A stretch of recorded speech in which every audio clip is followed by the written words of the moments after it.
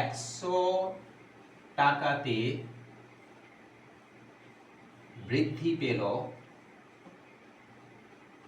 কত না 30 টাকা। তাহলে 1 টাকার উপরে কত টাকা বৃদ্ধি পেল? ঐকিক নিয়মে করলে। গাইডেন্স সাপোর্ট ম্যাথ এডুকেশন ক্লাসে সবাইকে স্বাগত জানিয়ে শুরু করছি আজকের অঙ্কের ক্লাস। আজকের ক্লাসে থাকছে মোস্ট ইম্পর্টেন্ট একটা শতকরার অঙ্ক, যে অঙ্কটা প্রায়ই যে কোনো ধরনের কম্পিটিটিভ পরীক্ষায় আসে। সুতরাং আজকের ক্লাস থেকে অঙ্কটা তোমরা ভালো করে বুঝে নাও। আজকের ক্লাসে অঙ্ক থাকছে গ্যাসের মূল্য পরপর দুবার প্রথমে 20% ও পরে 30% বৃদ্ধি পেল। এতে গ্যাসের মূল্যের শতকরা মোট কত বৃদ্ধি হলো তা আজকের ক্লাস থেকে আমরা নির্ণয় করব। দেখো আজকের ক্লাসে থাকছে শতকরা অঙ্ক।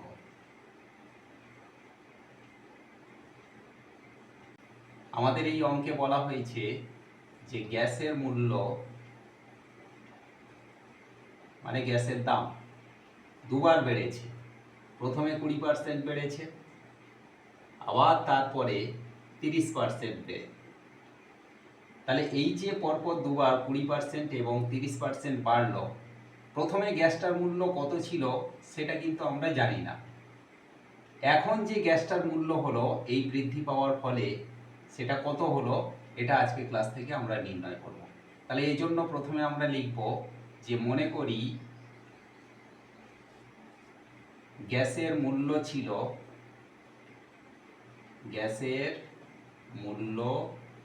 ছিল কত টাকা না 100 টাকা।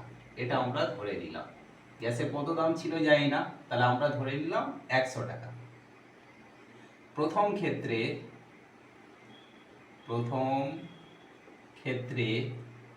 20% বৃদ্ধি পেল।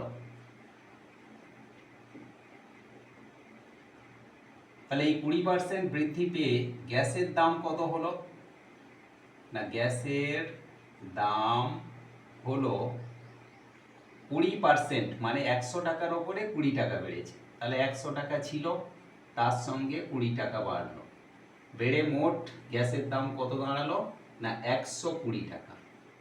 তাহলে আমরা দেখতে পেলাম যে 100 টাকা গ্যাসটা 20% বৃদ্ধি পেয়ে 120 টাকা দাম হলো। এবার দ্বিতীয় ক্ষেত্রে 30% বৃদ্ধি পেল। এখানে আমরা লিখব 30% মানে 100 টাকার ওপরে 30 টাকা বেড়েছে। তাহলে দ্বিতীয় ক্ষেত্রে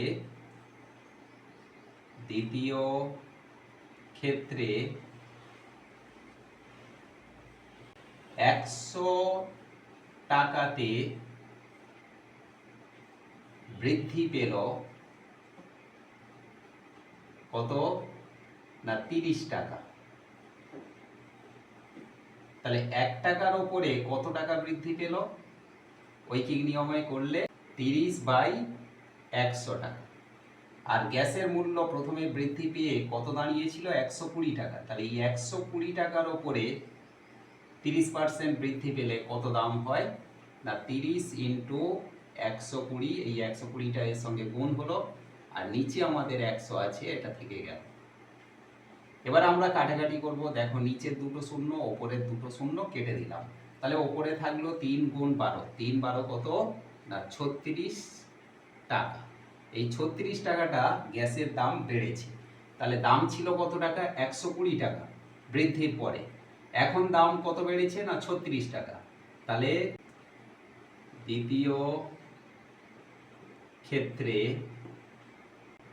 দাম হলো 120 + 36, যোগ করলে এখানে আমরা পাবো 156 টাকা। এখন দেখো প্রথমে গ্যাসের দাম কত ছিল না আমরা ধরেছি 100 টাকা ছিল, এবং এখন দাম কত হয়েছে না 156 টাকা। তাহলে বৃদ্ধি পেল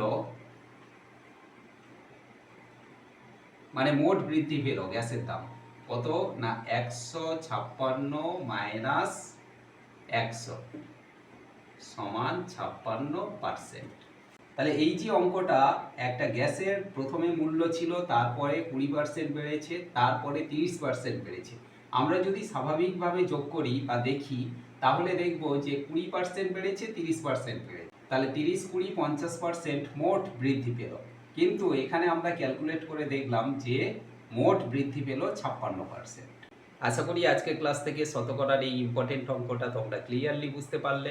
এমন সব অঙ্কের সহজ সরল ভিডিও পাওয়ার জন্য অবশ্যই গাইড অ্যান্ড সাপোর্ট চ্যানেলটিকে সাবস্ক্রাইব করে সঙ্গে থেকো।